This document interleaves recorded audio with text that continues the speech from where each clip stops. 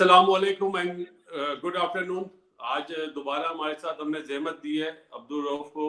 बहुत बिजी होते लेकिन इनकी मेहरबानी है, मोहब्बत है, ये हमारे लिए टाइम निकालते हैं। अस्सलाम वालेकुम रऊफ।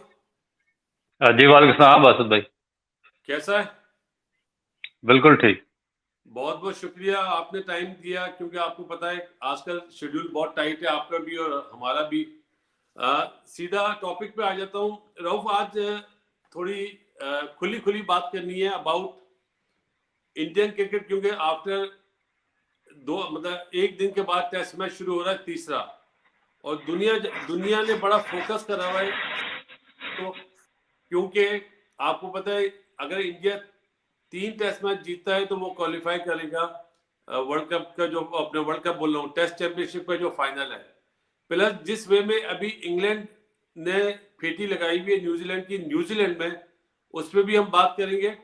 और बुमराह अनफॉर्चुनेटली आईपीएल से मैंने सुना है वो बाहर हो गया है, तो बुमराह के बारे में भी बात करेंगे और पीएसएल के बारे में भी बात करेंगे। पहला सवाल मैं आ जाता हूँ इंडिया के ऊपर के जो टेस्ट सीरीज हो रही है, और उन्होंने स्टीव स्मिथ को कप्तान बनाया है तीसरे टेस्ट मैच के लिए, क्योंकि कमिंस अपनी मसरूफियात की वजह से वापस ऑस्ट्रेलिया गए।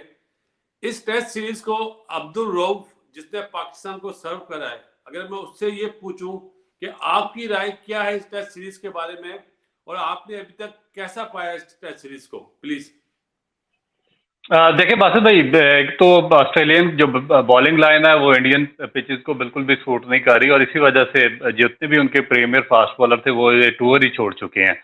और मेरा ख्याल है कि वो जो आगे जो टेस्ट चैंपियनशिप का फाइनल है जो ओवल में शायद होगा इंग्लैंड में, वो सारा फोकस उस पर किए हुए हैं, और वो बिल्कुल भी इस टेस्ट सीरीज को अब मजीद वो कंसिडर करने को तैयार नहीं है। और एक नोट पर आप ये भी कह सकते हैं कि वो उन्होंने देखा कि ये अब क्लीन स्वीप हो चुके हैं इस सीरीज में, और इसका कोई रिजल्ट हमारी फेवर में अब आना बाकी नहीं रहा है। तो इस वजह से उनके जो प्रीमियर फास्ट बॉलर थे वो इस सीरीज से बिल्कुल वो छोड़ के जा चुके हैं। अब दूसरी बात जहां तक आपने की है कि स्टीव स्मिथ को कैप्टन बनाना, तो मैं आपसे एक मेरा क्वेश्चन है कि स्टीव स्मिथ पर ऑस्ट्रेलियन क्रिकेट बोर्ड ने क्यों पाबंदी लगाई थी?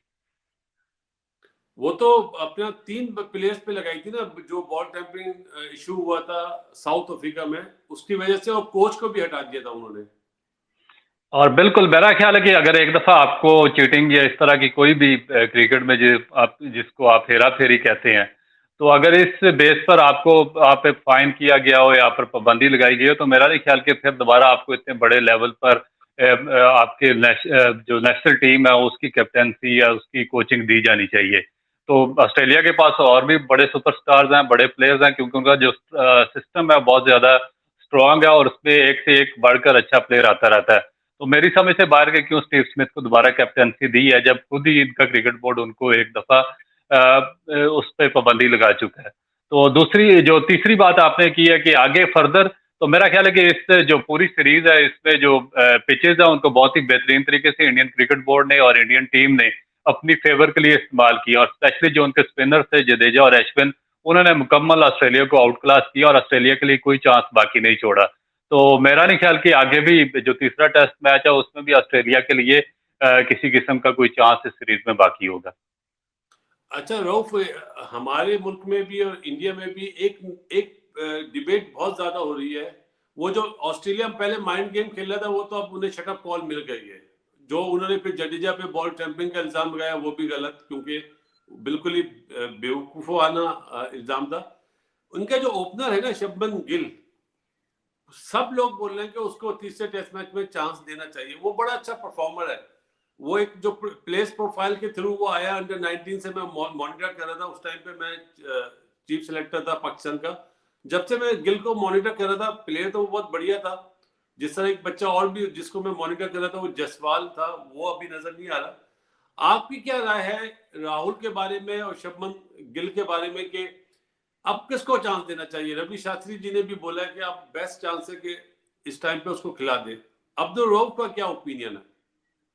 देखिए बासित भाई, जो केएल राहुल है उसकी जो एबिलिटीज है, जो उसकी टेक्निक है और जो उसकी क्लास है, उसमें किसी किस्म का कोई शक शुबा नहीं है। वन ऑफ द फाइनेस्ट जो एक प्रोडक्ट है इंडियन क्रिकेट टीम की, और उसकी परफॉर्मेंसेस भी बहुत ही आउटस्टैंडिंग है। मगर आप देखें कि जो करंट सीरीज चल रही है और जो करंट सिनेरियो इसमें वो आउट ऑफ फॉर्म है और उस तरह की परफॉर्मेंस नहीं दे सके। और आप बहुत अच्छे तरीके से मुझसे ज्यादा बेहतर जानते हैं कि जब एक प्लेयर आउट ऑफ फॉर्म हो, चाहे वो कितना ही बड़ा प्लेयर हो, चाहे विव रिचर्ड हो, चाहे वो सुनील गावस्कर हो या सचिन तेंदुलकर हो, जब वो आउट ऑफ फॉर्म होता है तो एक ऑर्डिनरी बॉलर और एक ऑर्डिनरी बॉल भी उसको आउट कर देती है। तो यही आजकल जो बैट पे आ जाए और इस तरह की प्रॉब्लम्स है वो केएल राहुल को फेस करनी पड़ रही है। और इन द सेम वे जो आपका शुभमन गिल है, one of the finest product है इंडिया की, और एक यंगस्टर है, उसकी परफॉर्मेंसेज भी बहुत ही शानदार है।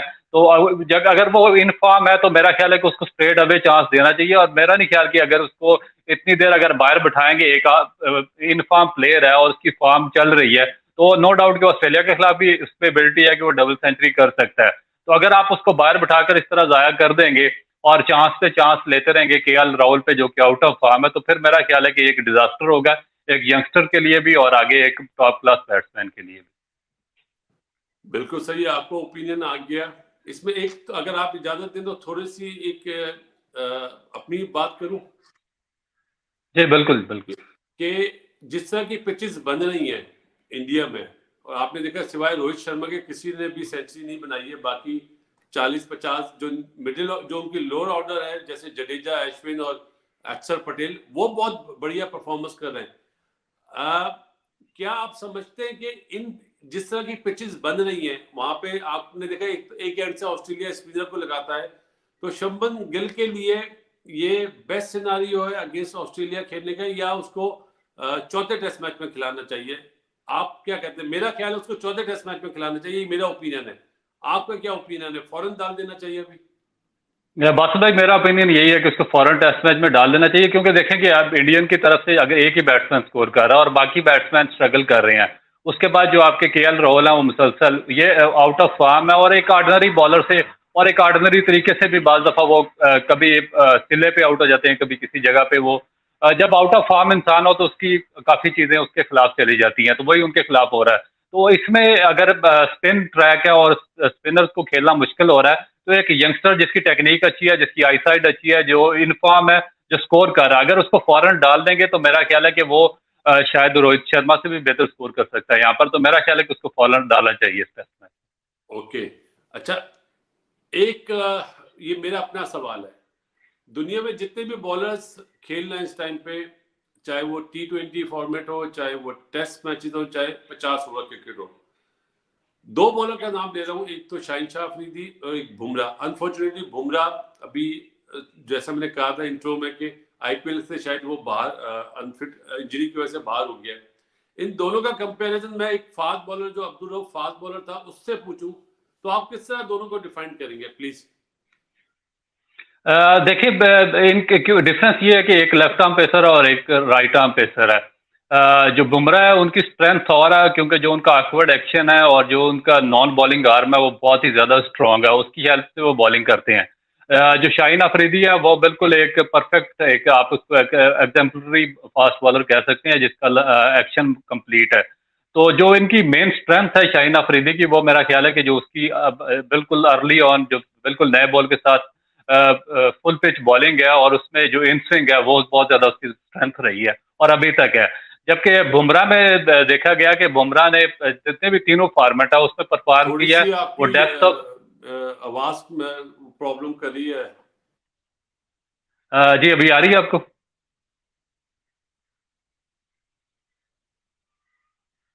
जी बासित भाई, आवाज आ रही है? हेलो?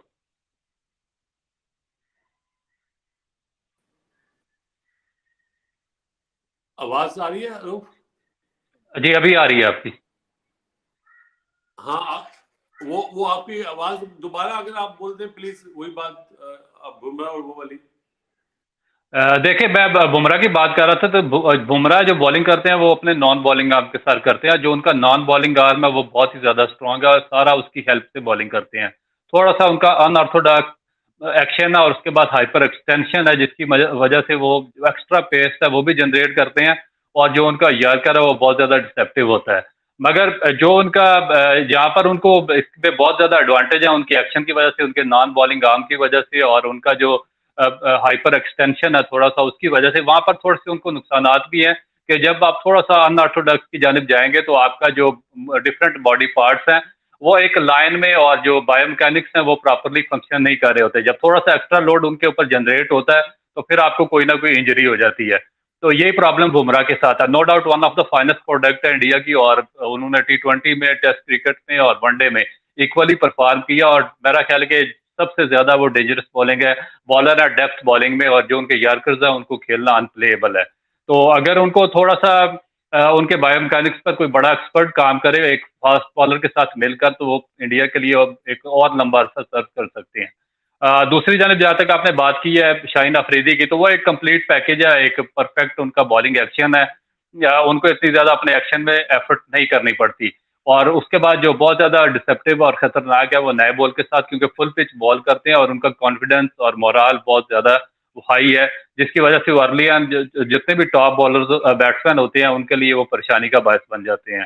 तो मगर उनको थोड़ा सा प्रॉब्लम लेट में है, जो डेप्थ ओवर है उसमें उनको उनको थोड़ा सा स्ट्रगल करनी पड़ती है उनकी एक्शन की वजह से, क्योंकि उनकी पेस थोड़ी सी कम होती है और उस तरीके से वो यार्कर कर नहीं सकते जिस तरीका से इंडिया के बुमराह करते हैं। तो मेरा ख्याल है कि एक नए बॉलर का बहुत परफेक्ट है, एक तीनों बॉलर का। बुमराह को थोड़ा सा मेरा ख्याल है कि इसमें एज हासिल है अगर वो प्रॉपर अपनी फॉर्म में हो तो। ओके, अब रऊफ आ जाता हूँ थोड़ा सा PSL के बारे में बात करने के लिए कि आपने कल देखा कराची ने अपना दूसरा मैच जीता, और लाहौर में जो मैच हुआ, पहला मैच हुआ जो लाहौर कलंदर ने जिस वे में पेशावर ज़ल्मी को हराया, 241 रन का टारगेट दिया था, और कराची में क्योंकि लो स्कोरिंग मैच हुआ था, उसके बारे में कोई आप अपनी इनपुट दें। देखिए कराची के लिए बासित भाई बहुत जरूरी था ये मैच जीतना, क्योंकि बिल्कुल बॉटम पर चले गए थे और एक उनको एक साजगार पिच मिली, और मेरा ख्याल है कि शायद वे भी टीम मैनेजमेंट ने मिलकर ये पिच तैयार की करवाई हो, क्योंकि आपने देखा होगा कि जो मुल्तान की जितने भी बैट्समैन हैं वो बहुत ही अच्छा खेलते हैं, जितनी भी जो ट्रू पिच है या जो फास्ट बॉलर्स हैं उनके खिलाफ बहुत अच्छा खेले हैं। मगर कल जब उनको पहली दफा थोड़ी सी स्पिन पिच मिली तो, और उस पर देखें कि तबरेज शमसी और शुएब मलिक उनके लिए एक डरावना ख्वाब बन गए, और वो बिल्कुल स्ट्रगल करते रहे, और एक आसान विक्ट्री मिली कराची को। तो मेरा ख्याल है कि एक पिच ने अपना काम दिखाया, और दूसरा जो मुल्तान की बैटिंग लाइन है उसको थोड़ा सा एक अपना गियर चेंज करना पड़ा, क्योंकि फास्ट से जब आप स्पिन ट्रैक पर आते हैं तो चाहे आप जितने भी बड़े बैट्समैन हो या इनफॉर्म हो, आपको अपनी टेक्निक एडजस्ट करनी पड़ती है, अदरवाइज आप मार खा जाते हैं। तो यही मुल्तान की टीम के साथ हुआ। तो मेरा ख्याल है कि एक अच्छी एक विक्ट्री थी कराची के लिए। अच्छा, ये बताएंगे तैयब ताहिर भी कल अपना पहला मैच खेले और शमसी भी पहला मैच खेले, तो आया कराची ने बहुत लेट नहीं कर दिया ये फैसले करने में? देखिए मेरा ख्याल है कि उसको जो तैयब ताहिर बहुत ही आउटस्टैंडिंग टैलेंट है, और जिस तरह वो कल खेले और इस तरह की पिच पर मेरा ख्याल है कि वो आउटस्टैंडिंग इनिंग थी, और उसको अगर अर्ली ऑन खिलाते तो कराची के लिए बहुत ज़्यादा बेहतर होता, और वो ज़्यादा कंट्रोल के साथ, ज़्यादा एग्रेशन के साथ और ज़्यादा कमांड के साथ वो खेल सकते थे। तो ब्रेश शमसी डेफिनेट उन्होंने पिच को देखकर उनको इंक्लूड किया, और उन्होंने जो अपनी उसको प्रेजेंस थी उसको जस्टिफाई किया कम्प्लीटली।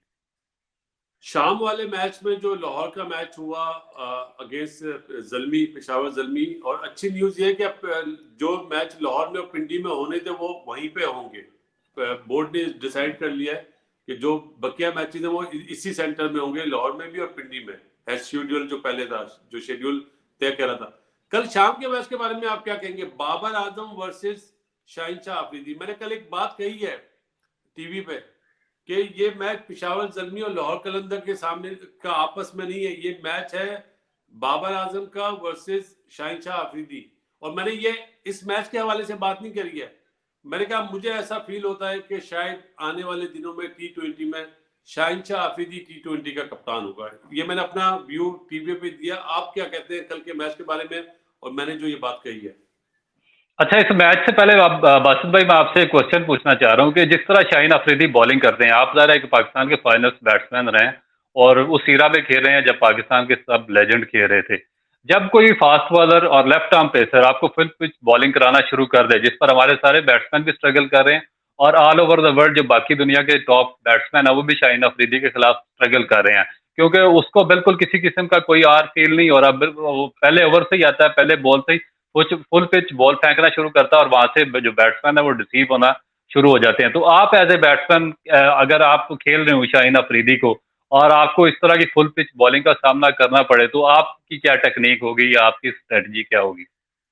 रोहन, बहुत बहुत जबरदस्त सवाल है। देखो, पहली चीज तो हम हमेशा देखते थे बॉलर की हाइट कितनी है। जैसे आप, जब आपकी भी हाइट माशाल्लाह बहुत ज्यादा है, तो बैट्समैन को पहले तो ये देखना चाहिए कि फास्ट बॉलर की जो लाइन है वो लाजमी चेंज होगी, उसकी बॉल में ज्यादा बाउंस मिलेगा बिकॉज ऑफ हाइट। जो हमारे बैट्समैन और दुनिया के बैट्समैन शाहिन अफरीदी को मिस्टेक कर रहे हैं ना, वो 19 कदम से खेल रहे हैं। क्योंकि एक एक एक रूटीन बना हुआ है कि आप क्रीज से आगे खड़े होते हैं शुरू के ओवर्स में। शाहिन अफरीदी ने 5 मैचों में कोई बाउंसर नहीं मारा है अभी तक, 4 मैचों में पूरे पीएसएल में कोई बाउंसर नहीं मारा। इंटरनेशनली शायद मारा हो तो मारा हो, लेकिन इस मैचों में मैंने उसको बहुत ज्यादा वॉच करा है। उसका बॉल आगे से बॉल अंदर आता है। लेफ्ट आर्म बॉलर जब ओवर द विकेट बॉल करता है, उसका वहां से थोड़ा सा भी अंदर आए ना, वो बहुत डेंजरस बॉल होता है।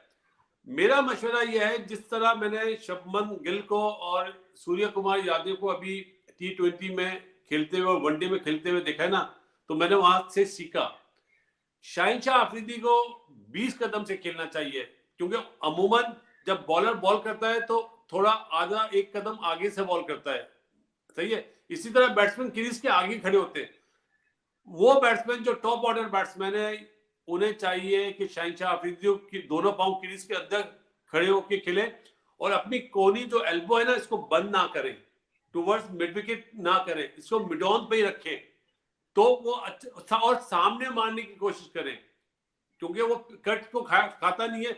जब आप उसको सामने शॉटे मारेंगे ना, या उसको विकेट नहीं देंगे अर्ली ऑन, तो वो फिर अपना दूसरा हरबा करेगा, फिर वो बाहर निकालने की कोशिश करेगा या शॉर्ट पिच करेगा।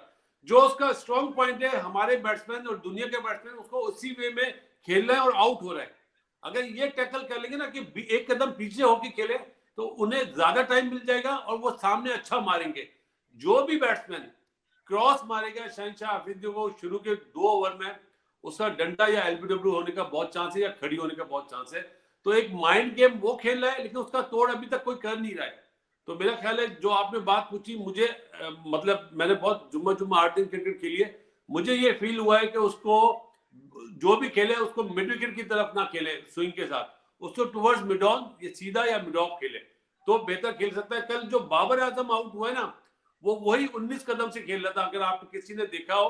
और हारिस भी, तो बॉल को जब आगे से मूव होगा और आपके पास टाइम ही नहीं मिलेगा ना, अगर यही एक कदम पीछे होते तो बहुत आसानी से टैकल कर लेते। ये मेरा ओपिनियन जो आपने सवाल पूछा है। बिल्कुल। और दूसरा इसमें बासित भाई, मेरा जो ख्याल है कि जो मैंने देखा कि उसकी जो रेशो है उसकी विकेटें लेने की, उसपे जब बैट्समैन जाते हैं, उसको जब उनका बैट खुलता है कवर की जानिब या मिड विकेट की जानिब, तो वो क्योंकि बड़ा गैप बन जाता है और जो उसकी पेस है और जो उसकी लेंथ है, वहां से कम बैक करना, उसको टैकल करना मुश्किल हो जाता है।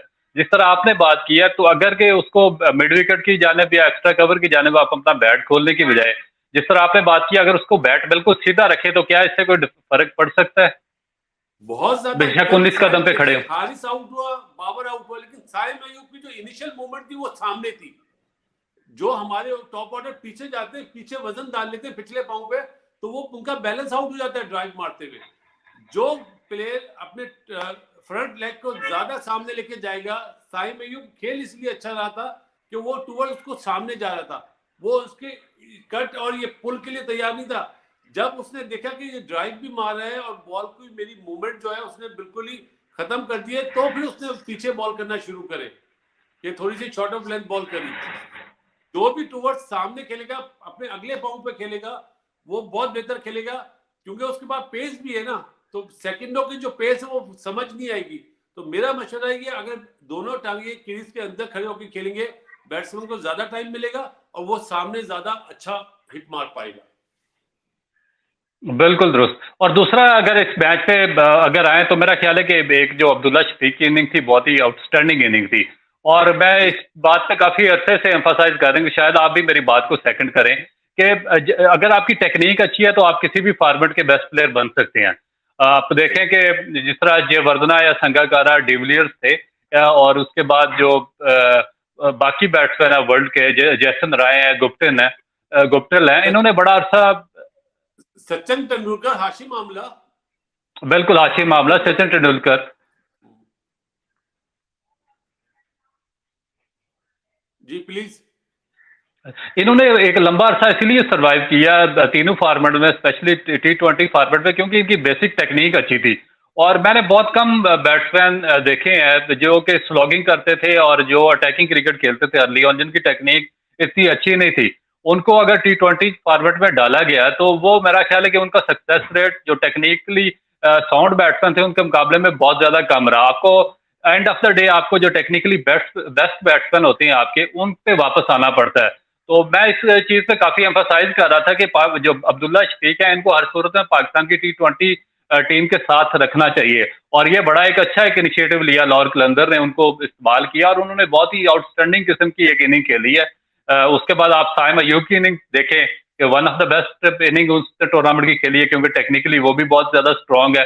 तो बजाय कि आप हार्ड हिटर के और स्लॉगिंग की और एक दो T20 परफॉर्मेंसेस के आप बैट्समैनों को पाकिस्तान टीम में शामिल करने के ऐसे स्टेबल बैट्समैनों पे अगर आप फोकस करें तो क्या ये पाकिस्तान क्रिकेट के लिए बेहतर नहीं होगा? बिल्कुल सही बात बोली आपने। और what about Fakhar Zaman innings yesterday 95? देखे बासित भाई, फखर जमान की तो जो एबिलिटीज है उसमें कोई डाउट नहीं है, वो जब भी खेलता है आउटस्टैंडिंग खेलता है। और वो पाकिस्तान की जो इवन T20 के अलावा वनडे क्रिकेट का भी रिकॉर्ड होल्डर है। और उसने जो टॉप टीम्स हैं, जो टॉप बॉलर्स हैं और जो एक्स्ट्रा बाउंसी पिचेस हैं, उन पर भी उसने एक्स्ट्रा ऑर्डिनरी और एक्सेप्शनल इनिंग खेलकर अपने आप को प्रूव किया हुआ कि उसको किसी सिर्फ कॉन्फिडेंस की जरूरत है और उसको उसके सही नंबर पर ओब्लाइज करने की जरूरत है। Otherwise is one of the finest product of Pakistan की। उससे जितना पाकिस्तान फायदा उठा सकता है मैक्सिमम उसे उठाना चाहिए, बजाय कि उसके नंबर बार बार चेंज करके और उसका बैटिंग ऑर्डर शफल करके उसकी जो एनर्जीज है उसको और उसको जो अटेंशन है उसको डाइवर्ट करने के बजाय उससे मैक्सिमम उसको यूटिलाइज करना चाहिए पाकिस्तान टीम के लिए। ओके, आज बड़ा अच्छा मैच है रऊफ, लाहौर कलंदर वर्सेस इस्लामाबाद, दोनों बहुत स्ट्रॉन्ग टीम है। मैच के बारे में आपकी फेवरेट टीम कौन सी है आज? देखिए बासित भाई, जो इस्लामाबाद की टीम है वो बहुत ज्यादा स्ट्रांग टीम है। और इस्लामाबाद के पास एक तो ऑप्शंस बहुत ज्यादा हैं और दूसरा जो उन्होंने पिक की अपने की है जो वो बड़ी बेहतरीन पिक की हुई है उन्होंने। और उसमें जो मैक्सिमम वही करेक्टर्स हैं जो कि एशियन सॉइल पर और एशियन कंडीशंस में उन्होंने उनका सक्सेस रेट 100% है। आप देखेंगे गुरबाज, उसने उसको उन्होंने लिया, उसने कंप्लीट एक सारा सिस्टम ही चेंज कर दिया। उसने एक्सेप्शनल इनिंग खेली है। नीचे से उनके पास आजम खान है कि जो इस फॉर्मेट का सबसे डेंजरस बैट्समैन है। उसके बाद जो उनके कैप्टन है शादाब खान, वो बहुत ज्यादा फॉर्म में है, वो चेंज कर देते हैं गेम। उसके बाद जो उनकी जो बाकी जो बैट्समैन है वो भी बहुत ही एक्सेप्शन। आसिफ अली है, वो भी इस फॉर्मेट का बहुत डेंजरस बैट्समैन है। फहीम अशरफ बहुत खतरनाक है। हसन अली की फॉर्म बहुत अच्छी हो गई है, दो मैचों हसन अली की फॉर्म वापस आई है। उसके बाद जो फजल फारूकी है जो लेफ्ट आर्म पेसर है अफगानिस्तान वाले, वो एक्सेप्शनल फॉर्म में है। तो ये मेरा ख्याल है कि one of the finest team है जो इस्लामाबाद की है। और इस टूर्नामेंट के लिए मुझे तो अभी तक वही फेवरेट टीम नजर आ रही है। ओके रऊफ, वंस अगेन बहुत बहुत शुक्रिया आपका, आपने बहुत कीमती टाइम दिया और ये हमारी बातचीत हुई है। इंशाल्लाह ताला आइंदा आने वाले दिनों में भी आपको डिस्टर्ब करते रहेंगे और भी इनसाइड स्टोरीज आपसे लेते रहेंगे। और अबाउट जो अभी टेस्ट मैच शुरू होगा इंडिया का, इंशाल्लाह ताला आपको लाइव उसमें लेके फिर हम बातचीत करेंगे। बहुत बहुत शुक्रिया वंस अगेन। नाजरीन, अगर आपको ये प्रोग्राम पसंद आया हो तो ज़रूर लाइक कीजिएगा और सब्सक्राइब कीजिएगा। इंशाल्लाह इस दुआ के साथ दुनिया में जितने लोग बीमार हैं अल्लाह ताला उन्हें सेहत दे। अब्दुल रऊफ की तरफ से और मेरी तरफ से अस्सलाम वालेकुम।